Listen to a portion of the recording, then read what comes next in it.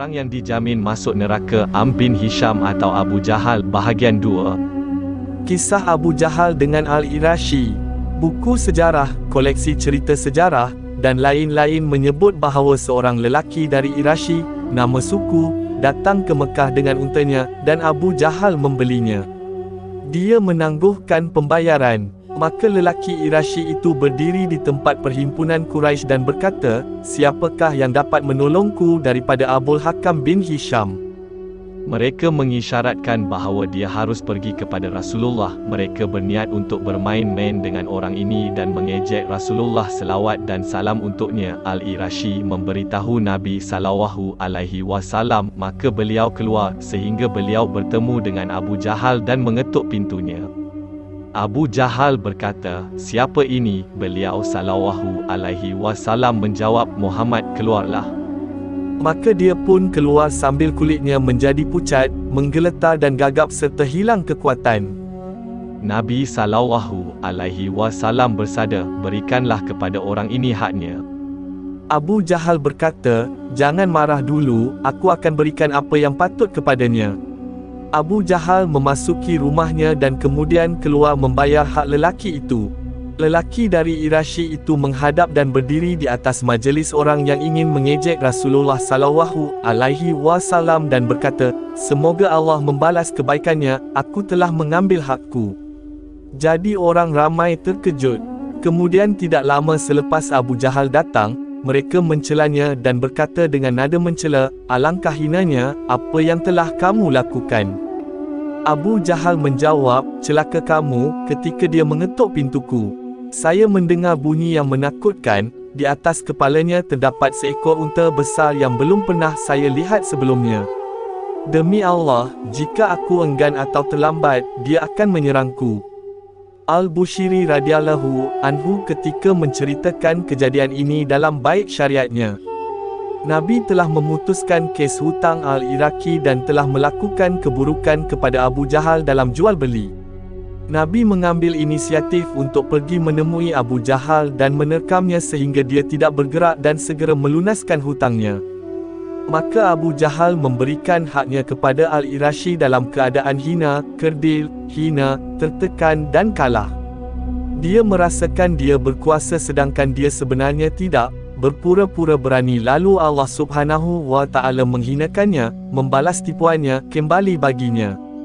Membunuh wanita lemah. Sejarah menjadi saksi atas kesabaran para sahabat Rasulullah SAW dalam menghadapi ujian. Bahkan hampir tidak ada riwayat yang mencatatkan suatu kaum yang diuji dengan berbagai macam ujian, difitnah dengan fitnah yang paling kejam seperti para sahabat Rasulullah SAW, khususnya orang-orang yang lebih lemah dari mereka. Itulah orang-orang yang diseksa dengan siksaan sekeras gunung. Maka mereka dijadikan contoh pengorbanan, kesabaran dan ketabahan dalam memikul beban di jalan Allah Subhanahu wa Ta'ala. Abu Jahal yang keji, turut mengambil bahagian dalam penyiksaan dan penganiayaan mereka, kerana keimanan mereka kepada Allah yang Maha Perkasa lagi Maha Terpuji. Betapa banyaknya orang-orang lemah yang menerima berbagai-bagai siksaan dan penganiayaan daripadanya, sehingga ada di antara mereka yang kehilangan nyawa. Seperti yang dilakukannya kepada sahabat perempuannya, Sumayyah binti Qubath radhiyallahu anhu, yang ditikam oleh Abu Jahal dengan belati sehingga dia benar-benar mati. Dia adalah wanita pertama yang syahid dalam sejarah Islam.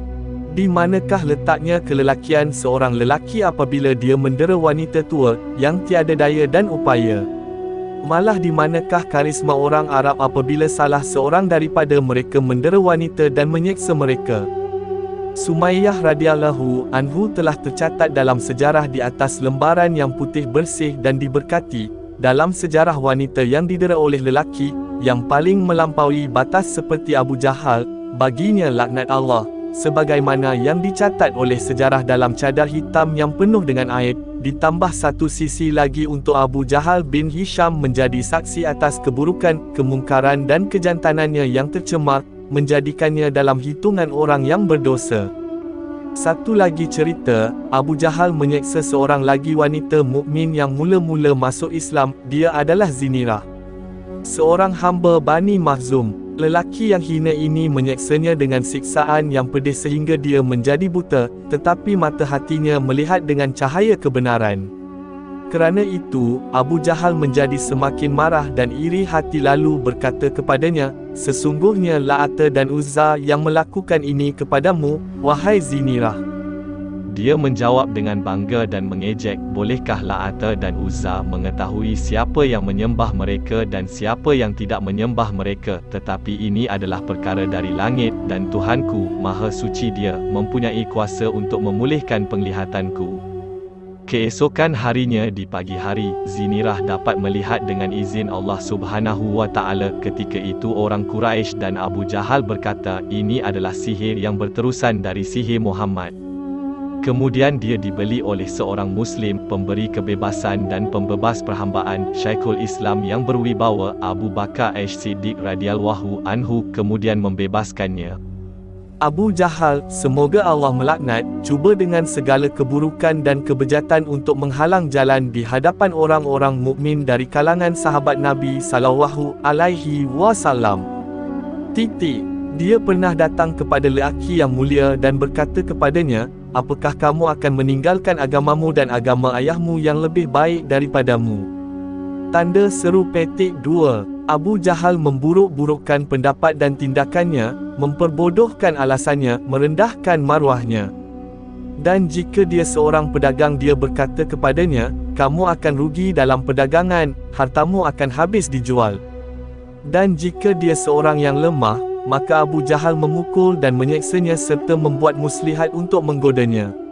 Cuma setiap usaha yang diusahakan akhirnya gagal dalam menghadapi keteguhan orang mukmin, malah api hasad membara dalam rongganya kerana orang yang lemah masuk Islam, tiada saudara membelanya, tiada kuasa melindungi, dan tidak ada penolong bagi mereka melainkan sikap berpegang teguh kepada iman mereka yang disandarkan kepada Allah Subhanahu wa Ta'ala. Abu Jahal berasa hairan kepada mereka, iaitu orang yang tidak merasai kesakitan dan musibah.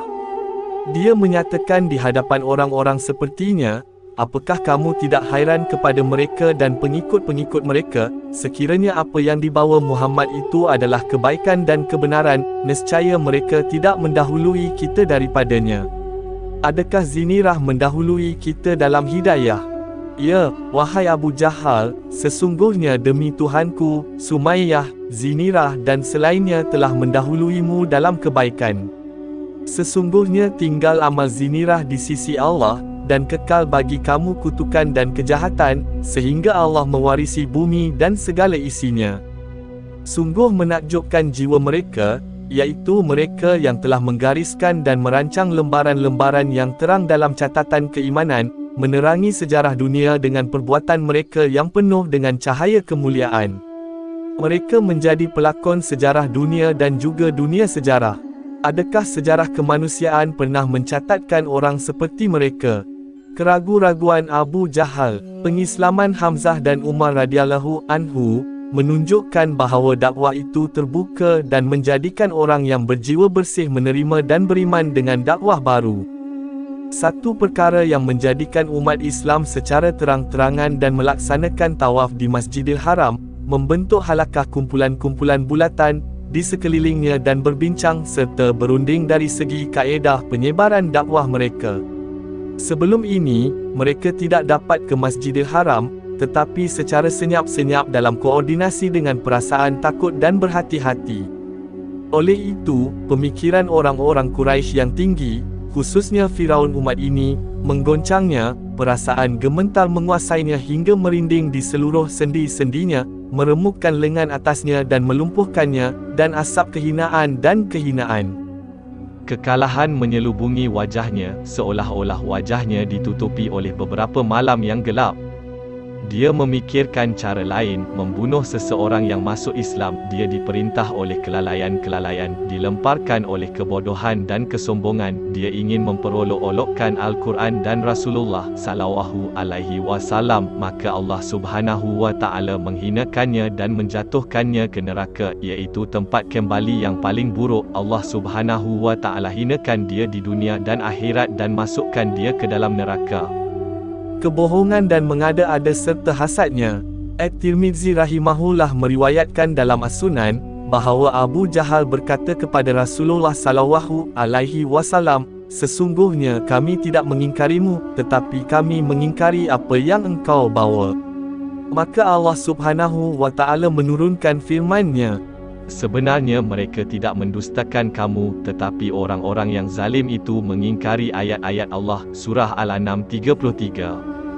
Tetapi Abu Jahal, semoga Allah dilaknat, mengatakan apa yang tidak dilakukannya. Hasad dengki telah membinasakannya, angan-angan telah membuat jiwanya sakit. Akhirnya dia menjadi pekak, tidak mendengar kebenaran, bisu tidak bercakap benar, dan buta tidak melihat petunjuk dan tidak mengambil kesempatan daripadanya.